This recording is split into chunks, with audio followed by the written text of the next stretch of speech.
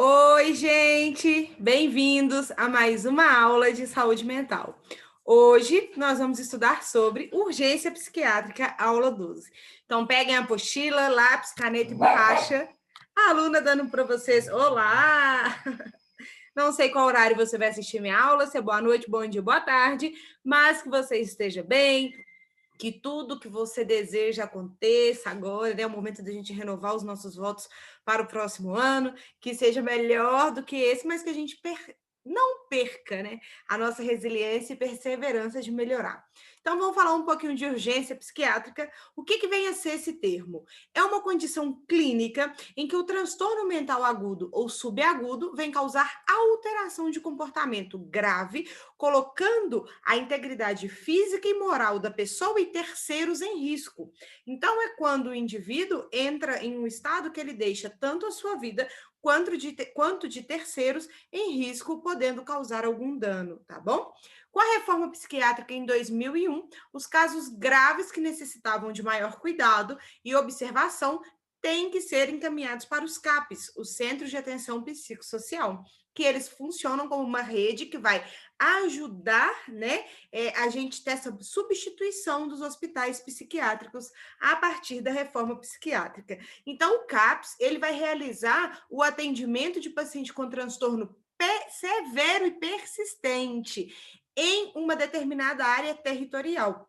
Equipes multidisciplinares e próprias e são independentes de estrutura hospitalar. Então, dentro do CAPS, eu tenho psicólogo, psiquiatra, terapeuta ocupacional, que não dependem de um hospital psiquiátrico para trabalhar. Aquele ambiente já tem aquelas pessoas devidamente alocadas para o seu serviço multidisciplinar, a fim de ajudar a pessoa que está em crise a estabilizar o seu quadro e voltar à reinserção, né, da sociedade, na sua família.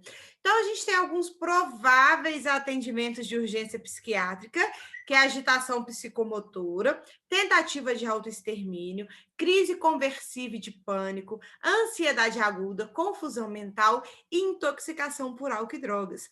Quando eu trago esse assunto, e a gente está falando muito hoje de ansiedade, tem muitas pessoas que estão dando entrada nesse tipo de urgência, né, de cuidado, por causa da ansiedade que está desenvolvendo nos dias de hoje. Nesses dias de pandemia, que a gente não pode sair de casa, que a gente tem que ficar recluso, que a gente não pode fazer nada, mesmo que tem gente fazendo, dá vontade de bater quem está saindo. Quem está indo em bar, quem está indo em boate, cadê a responsabilidade social? Isso causa o quê? Uma ansiedade em quem está ficando só em casa. Entenderam o que acontece no atendimento da urgência psiquiátrica e qual que é o objetivo? Então, qual é o meu objetivo se eu trabalhar num CAPS, se eu trabalhar num CERSAM ou até num pronto atendimento e eu atender um paciente de uma urgência psiquiátrica? Primeiro passo é a estabilização do quadro. É necessário o quadro daquele paciente estar estabilizado. Qual quadro, professora? O quadro da agitação, o que levou ele àquele atendimento, tá? Levantamento de hipóteses diagnósticos, quais seriam os prováveis ou possíveis diagnósticos, exclusão de qualquer causa orgânica, né, que foi a causa por uma alimentação, uma bebida, qualquer causa assim, e encaminhar para a continuidade do tratamento após estabilização do quadro. É necessário, assim que ele tenha a estabilização, ele continuar o seu tratamento, senão ele vai ter picos, tá? De apresentação ou não de crises, né? De crises dentro do seu diagnóstico. Então, é necessário uma equipe multidisciplinar qualificada, participação de técnicos de enfermagem, tem que estar preparado, tem que ter conhecimento de clínica médica, farmacologia, psicopatologia, técnicas de comunicação terapêutica e contenção física e mecânica. Se você é um técnico de enfermagem que quer atuar na saúde mental, você precisa entender como abordar aquele paciente, entender como vai ser feito o diálogo, né? Aquela conversa para ajudar o paciente a encontrar a sua estabilização, tá bom? A crise, o que vem a ser uma definição de crise? São sinais de alerta que aparecem como quadros agudos em momento em que o sofrimento mental torna-se insuportável para o paciente e principalmente para a sua família. Porque muitos pacientes, eles não têm noção que estão em crise. Quem vai perceber e vai, né, fazer como se fosse aquele gatilho de prender, de segurar e falar, opa, tá demais, é a família. Então, a gente tem a crise e a emergência, elas andam juntas e separadas ao mesmo tempo, porque, desculpa, uma condição de emergência pode aparecer dentro da crise. Eu posso estar em crise, mas sem causar nenhum dano a mim, porém pode acontecer um dano maior que venha virar uma emergência. A depressão pode ser um evento significativo na vida de uma pessoa, evoluindo ao suicídio. Então, eu estou em crise depressiva, eu tenho depressão, estou tendo minhas crises, meus altos e baixos, e isso pode levar à tentativa de autoextermínio. Se levar à tentativa de autoextermínio, vira uma emergência em saúde mental. Entenderam? Espero que tenham entendido. Eu falo rápido demais, né? Gente de Deus, mas é porque eu sou ligada no 220, no 1020. Bom, então a gente tem que identificar a causa, ajudar em tratamentos determinantes, cujo tempo é imediato. Então, tem que tratar imediatamente para o paciente estabilizar. E o que está em jogo é o sujeito. Importa a pressa, mas também a pausa para a escuta atenta. Não adianta a gente ser muito mecânico, muito técnico com o paciente com transtorno em saúde mental. Precisamos ter muita empatia e ouvir mais. Por isso, temos 2 ouvidos e uma boca. Então, a gente tem que ter uma atenção às crises, tá? Peraí. Uma atenção às crises de emergência psiquiátrica. Vou me mudar de lado aqui, porque eu fico me olhando toda hora para baixo, assim, aí eu só fico olhando para baixo. Agora eu tô aqui, eu não vou ficar olhando para cá. Então, o que que acontece, essa atenção? A demanda psiquiátrica é muito complexa, porque a gente não tem leito disponível para a demanda de paciente que a gente tem. Na emergência psiquiátrica, o pedido de intervenção surge de família ou de vizinhos que vão ver os quadros, tem que avaliar o risco, considerar o aspecto psicopatológico daquele paciente, o suporte familiar ou comunitário é essencial para estabilizar a crise e a percepção que o sujeito tem de si. Eu preciso entender o que ele vê dele, o que ele enxerga dele, tá?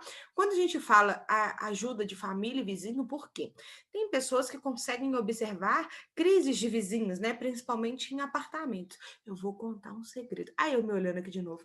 Eu tenho um vizinho no 11º andar que está em surto. Ele toda hora fala que estão roubando a casa dele, colocaram o rato na casa dele, que roubaram a TV. Agora ele disse que vai colocar uma bomba no prédio. Aí o que que a gente fez? Nós comunicamos a síndica para tomar uma decisão, né? Uma medida, porque ele mora sozinho e é de aluguel. Então tem que falar com o dono do imóvel para ver o que pode fazer. Imagina se esse homem tem um outro surto aqui, pula da janela ali, minha Nossa Senhora. Então eu tenho que falar baixo com vocês, né? Então, essa é a intervenção de vizinhos, tá? O cuidado tem que ser sempre centrado na conversa e negociação. Por que negociação? Muitos estão à beira, né, de um colapso. Para eles, nada mais vai mudar na vida, nada mais faz diferença. Então, a negociação é um ponto importantíssimo para a gente fazer com que a pessoa volte a si, ou volte um pouco, né, se entenda melhor, para a gente poder ajudá-lo a ter essa estabilização. Tem que ter cuidado com a segurança pessoal, então fique sempre atento. Nunca atenda um paciente com transtorno mental de costas, nunca desfaça dele, nunca trate a história que ele vai te contar menosprezando. Acredite se ele te falar. Né? Que ele tá vendo pássaros, borboletas ou ETs, você tem que acreditar e tentar negociar ali para ter um cuidado para ele ficar um quê? Um pouco mais calmo, tá? E tem que ter um cuidado mais próximo da comunidade que valoriza o cotidiano do portador de sofrimento psíquico, porque não é toda a comunidade. Tem gente que não gosta, tem gente que exclui, tem gente que debocha. Agora a gente vai falar um pouco da contenção física e a contenção mecânica. Física é pela imobilização do paciente por várias pessoas da equipe assistencial, então a gente vai segurar, né, a pessoa, e a contenção mecânica já é o uso de faixas de couro ou tecido com 4 ou 5 pontos que fixam o paciente no leito. A contenção mecânica a gente faz geralmente com atadura, tem locais que fazem com lençol velho, tá? Lençóis velhos? O lençol velho. não sei, é lençol velho. Eles vão usar os lençóis, para fazer essa contenção mecânica no paciente. Agora, a gente também pode pensar que a contenção pode ou não estar acompanhada pelo uso de medicamento que vão fazer o quê? Sedar o paciente, que são os famosos sossegas-leões, tá? Então, a gente tem que aplicar por via intramuscular, né? O médico que vai solicitar, o médico que vai prescrever, e se o paciente não sossegar, não ficar tranquilo com essa medicação, a gente faz sim a contenção mecânica daquele paciente, tá? Um elemento da equipe de enfermagem permanece junto ao paciente e dá assistência integral durante todo o tempo em que ele permanece contido, preocupando com alimentação, hidratação, higiene, mudança de decúbito, aquecimento, proteção com roupa, né? Tem que estar protegido e oferecer qualquer informação que for necessária mediante a solicitação do paciente, orientar o que está fazendo, né?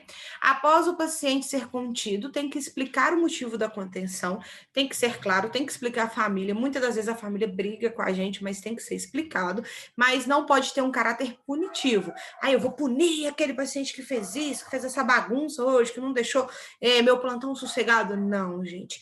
Essa contenção, ela é de fim terapêutico, ok? De fim a vir tratar e até chegar na estabilização.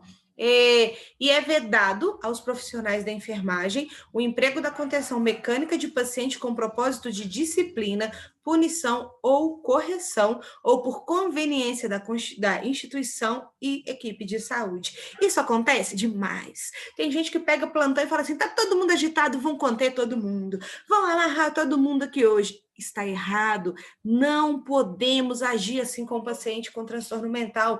Lembrem-se, pode ser você. Ninguém está, o que eu quero falar? Minha cachorrinha deu um latido. Ninguém está assim à mercê, né?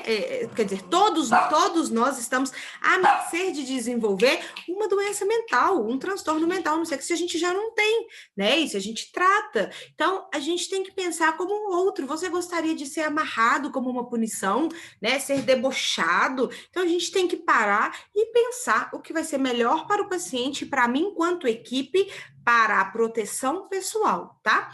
O número recomendado de profissional de saúde para fazer a contenção é de 5 pessoas totalmente treinadas. Você assumiu o serviço na saúde mental, eles vão te treinar como fazer essa contenção. Aqui tem uma foto de uma simulação, né, de uma contenção, ó, 5 pessoas segurando o paciente. Tem que ser observado corretamente as técnicas de contenção, né, contendo primeiro o abdômen e depois restringe a pulso, tornozelo do paciente, fixando ele na cama, tá? Olhem aqui como que a gente faz a fixação. O joelho, né, tornozelo, a gente tem os punhos, olha lá, como que a gente faz para o paciente ficar amarrado. Lembrando que ao fazer essa contenção, eu tenho que ver a integridade da pele, a viabilidade, se o paciente está mexendo muito, está ficando solto, mas não pode ficar apertado demais. Então, eu tenho que saber conter o paciente. Até para saber fazer uma contenção, eu preciso de empatia, tá? Então, a gente deve conter ele. Geralmente, o paciente tem uma sedação, tá? Para diminuir a sua agitação naquele momento, e a cabeça do paciente tem que ser levemente levantada para diminuir a sensação de vulnerabilidade e diminuir a possibilidade dele aspirar, tá? No momento de uma alimentação ou até da própria saliva, ele não fazer nenhuma aspiração. Bom, quando a gente fala em contenção física dentro da emergência, é uma prática antiga, não é estudada, tem que ter muita atenção. É um recurso totalmente terapêutico e provisório. Não pode ser definitivo durante o período de internação, é 1 noite ou 2 no máximo, tá? Então tem que ser curta duração e tem que ter um limite. É somente quando nenhuma intervenção vai surgir efeito, quando aquelas medicações, os famosos sossega-leão, não faz efeito no meu paciente, tá? Tem que registrar no prontuário. Alguns pacientes têm que ser avaliados a indicação da contenção. Nunca contenha um paciente sozinho. Tem que ter equipe na presença, ok? Não faça isso sozinho. E observar se os outros usuários não vão retirar a contenção daquele paciente que eu acabei de conter. Tenho que observar os demais usuários, porque existe um risco de agressão, asfixia com travesseiro. Eles brigam entre si, porque eles estão em surtos, eles ouvem vozes, então eles tornam aquele ambiente muito louco, tá? Tem que ter uma supervisão da enfermagem quando está contido e toda a equipe tem que decidir a fazer a contenção. Não pode vir da minha cabeça, não, tá? Então, olhem aqui a foto do paciente totalmente contido, tá? Fazendo as amarrações. Existem uns nós específicos, existem umas amarrações que os ambientes de saúde, né, do Sersan, eles acham melhor para fazer, que o paciente tem menos mobilidade, tá? Então, a imobilização com alto grau de dificuldade e instabilidade, quando a gente tem várias pessoas para imobilizar, ó, e um paciente para ser contido. Olha o tanto de pessoas aqui para fazer a contenção, para segurar aquele paciente no leito, para ele ser amarrado. Então, vocês precisam entender que tratar emergência em saúde mental é tratar as doenças de hoje, as doenças do agora, que estão acontecendo a todo momento. Então, a gente tem que olhar para aquela pessoa de uma forma diferenciada. Nós precisamos transparecer amor e cuidado para o outro, independente se ele está lúcido ou não. Ok? Ninguém sabe o dia de amanhã, ninguém sabe da sua verdade, né? A minha verdade não é a sua não é a minha. Então, eu preciso trabalhar com empatia na saúde mental. Eu acabo a nossa matéria aqui. Vamos lá para o grupo de discussão. Beijinhos e tchau, tchau. Tchau.